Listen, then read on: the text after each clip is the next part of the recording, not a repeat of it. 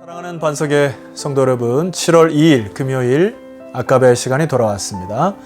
오늘은 어제에 이어서 야고보서 1장 12절에서 18절까지의 말씀으로 함께 은혜를 나누고자 합니다.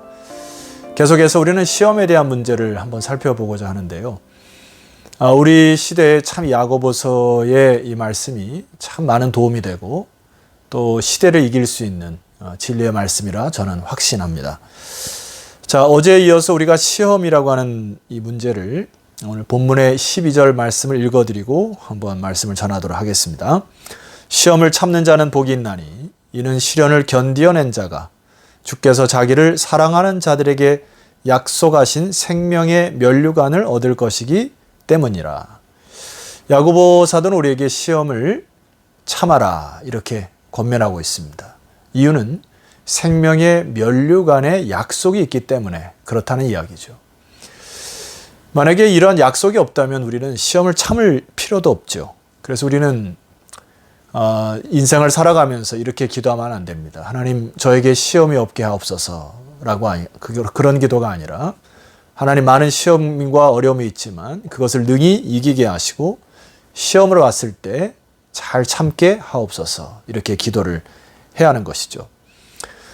우리가 참는다라고 하는 것은 소망과 희망이 있기 때문에 참는다고 하는 역으로 생각하면 참 은혜가 되리라 생각됩니다.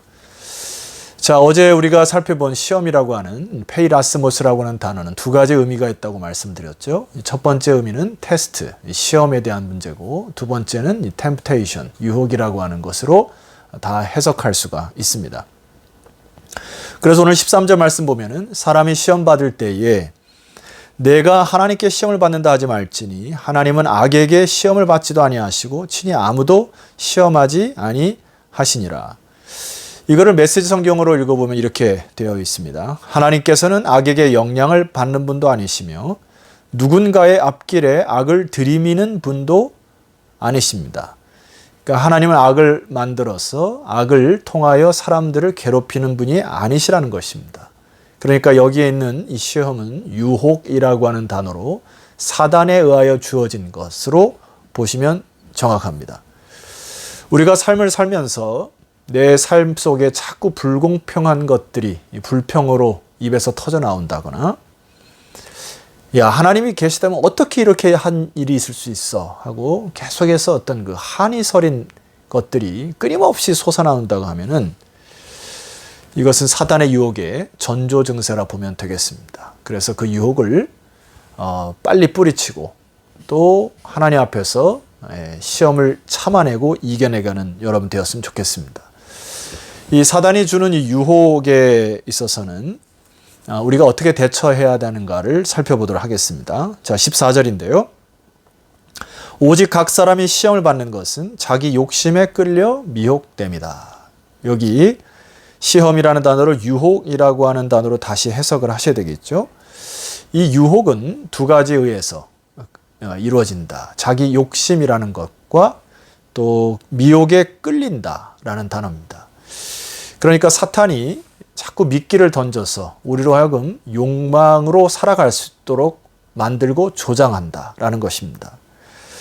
따라서 여기 보면 우리가 이러한 유혹의 원인과 근원을 하나님으로부터 자꾸 그 문제점을 삼으면 안 되고요. 그래서 하나님에게 원인을 찾으면 안 됩니다. 이것은 사단이 주는 유혹으로서 자기 욕심에 끌려 미혹되도록 사단이 조장한다고 해석하면 정확합니다. 조금 더 깊숙이 해석하면 여기 욕심이라고 하는 단어는 에피투미아라고 하는 단어인데 심리학에도 이것을 많이 사용하죠. 이 단어는 우리말로 번역하면 본성, 정욕 혹은 열정과 같은 것으로 해석할 수 있죠. 이 단어 자체로는 이것은 이제 중성적이라고 보면 되겠습니다. 그러니까 이 단어 자체가 선인지 악인지 나타내는 것이 아닌 것이에요.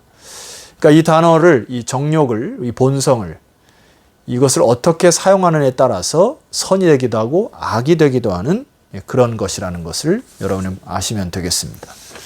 그러니까 이런 그 속에 있는 욕망들, 자기 욕심들을 사단이 미끼를 던져서 끌려 미혹해 한다. 낚시로 예를 들면 미끼를 던져서 그것을 무는 순간 잡히기도 하고 몸에 상처가 나기도 하는 것이죠. 물고기 입장에서는. 우리도 마찬가지죠. 끊임없이 사단은 유혹을 던지고 미끼를 던진다. 그래서 우리에게 이 끌리는 욕망에 대해서 요한 1서의 말씀 보게 되면은 이렇게 이야기를 합니다.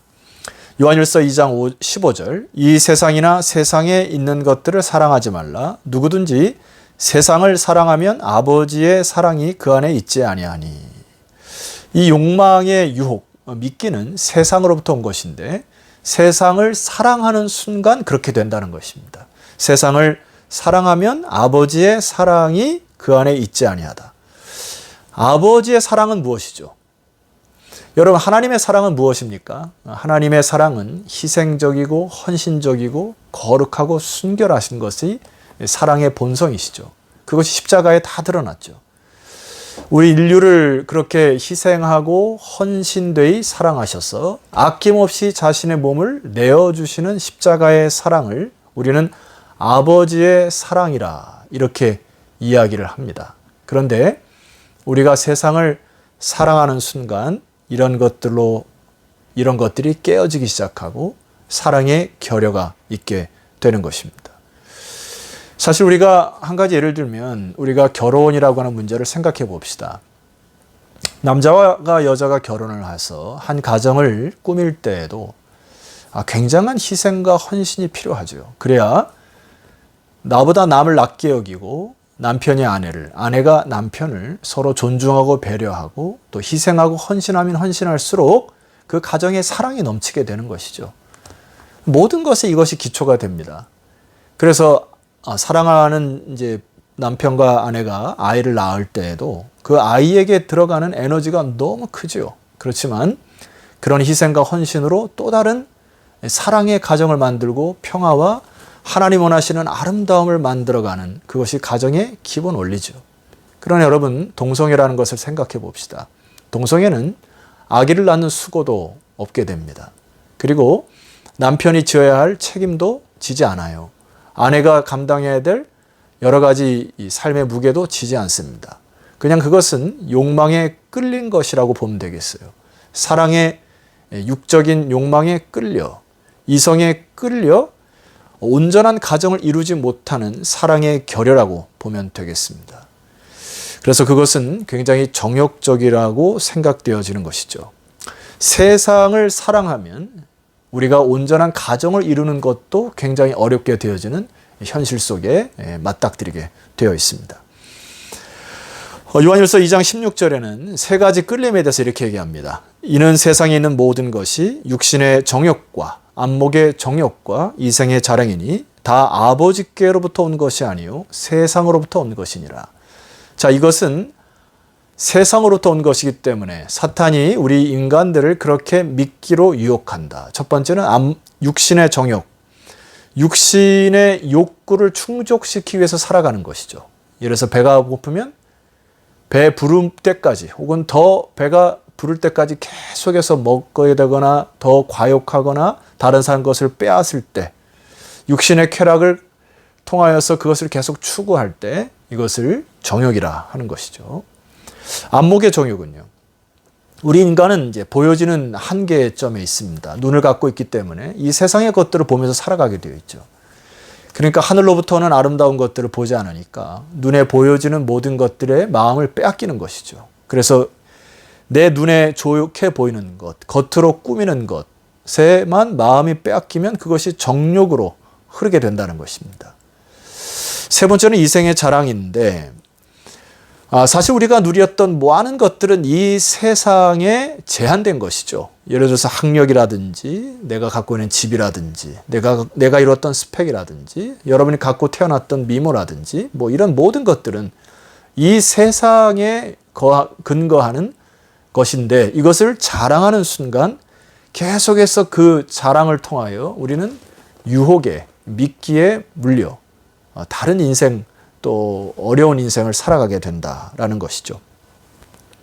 그래서 요한일서 오늘 야고보서에 보게 되면 욕심이 잉태한즉 죄를 낳고 죄가 장성한즉 사망까지 이를 수 있는 아주 위험한 것이라 이야기합니다. 야고보 사도는 우리에게 이렇게 권면합니다. 자, 첫 번째 16절 내 사랑하는 형제들아 속지 말라. 겉으로 보기에는 그럴듯하게 보이지만 모든 것이 유혹이고 미끼다. 17절 온갖 좋은 은사와 온전한 선물이 다 위로부터 빛들의 아버지께로부터 내려오나니 그는 변함도 없으시고 회전하는 그림자도 없으시니라. 온갖 좋은 은사와 온전한 선물이 다 빛들의 아버지께로부터 온다는 것. 그래서 여러분들은 하늘의 은혜 또 진리의 말씀에 집중하며 살아가야 된다는 것입니다.